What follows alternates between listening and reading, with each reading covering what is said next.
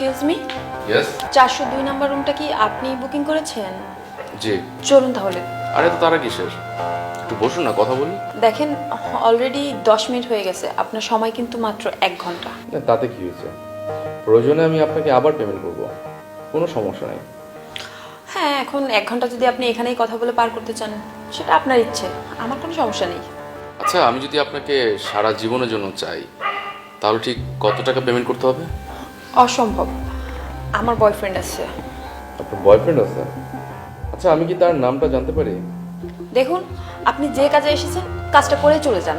আপনি আমার কাছে এত ব্যক্তিগত প্রশ্ন কেন করতেছেন?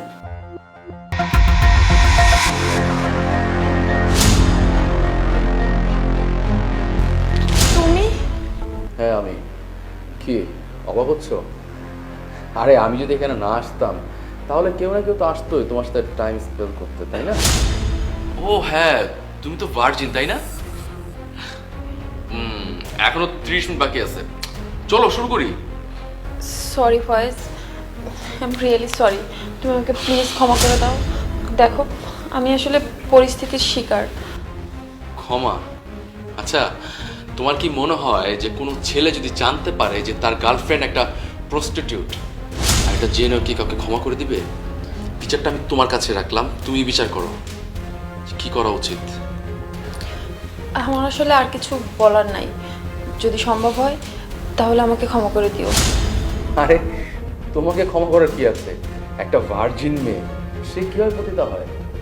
আচ্ছা, আমি না হয় প্রস্টিটিউট মানলাম, তো তুমি এইখানে কেন? ও আমি এখানে কেন, তাহলে শোনো।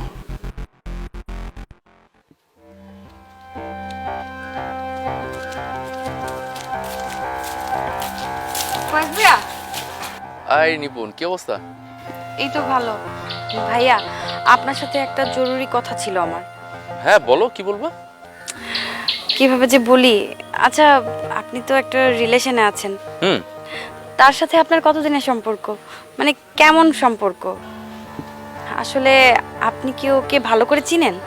আরে কি বলো, ওর সাথে আমার 2 বছর সম্পর্ক, চিনবো না কেন? আচ্ছা ভাইয়া দেখেন তো, এটা আপনার গার্লফ্রেন্ড না? হ্যাঁ এটাই আমার গার্লফ্রেন্ড। কেন, কি হয়েছে? হ্যাঁ, কিন্তু আমি আসলে কথাটা যে কিভাবে বলি, আসলে কথাটা কতটুকু সত্য তাও আমি জানি না। আমি আসলে আমার ফ্রেন্ডের কাছ থেকে শুনেছিলাম। আরে তামতামতা কেন করতেছো? তুমি আমার ছোট বোনের মতো, নির্ভয়ে বলতে পারো, বলো কি হয়েছে। আসলে ভাইয়া কথাটা যে কিভাবে বলি, আমারই এক ফ্রেন্ড, ও আর কি বলল। আমার ওই ফ্রেন্ড মানে অনেক দুষ্টু, ও অনেক মেয়েদের সাথে বেড শেয়ার করে ভাইয়া। ওর মুখ থেকে এই কথাটা শুনে আমি একটু চমকে গেছিলাম। ও আমাকে কালকেই এই ছবিটা দেখালো আর বলল যে দেখ এই মালটা কি জোস, ওর সাথে নাকি ও বেড শেয়ার করেছে। কি বলতেছো এসব, মানে তোমার মাথা ঠিক আছে? ভাইয়া কিছু মনে করবেন না, কিন্তু এটা তো আমি শুনেছি, আমি নিজের চোখে দেখিনি। কতটুকু সত্য না মিথ্যা সেটা আমি জানি না। আসলে আমি তো কিছুই বুঝতেছি না, মানে আমার মাথায় কিছুই ঢুকতেছে না, কি বলতেছে এগুলো আবল তাবল কথা। ভাইয়া, ও এই কাজটা যেখানে করেছে ওই ঠিকানাটা ও আমাকে বলেছে।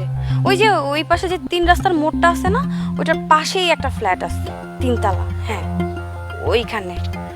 আমার মনে হয় আপনি একটু যদি ওইখানে যে যাচাই করতেন, মানে ওইখানে যদি আপনি কাস্টমার হয়ে যেতেন তাহলে বুঝতে পারতেন ব্যাপারটা আসলে কতটুকু সত্য। আচ্ছা শোনো, তুমি এই বিষয়টা কারোর সাথে শেয়ার করো না, ঠিক আছে? আচ্ছা, আমি এই বিষয়টা দেখতেছি, যাও।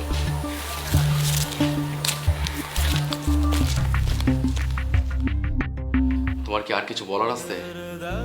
তুমি তোমার পেশায় মনোযোগ দাও, আমি আসি।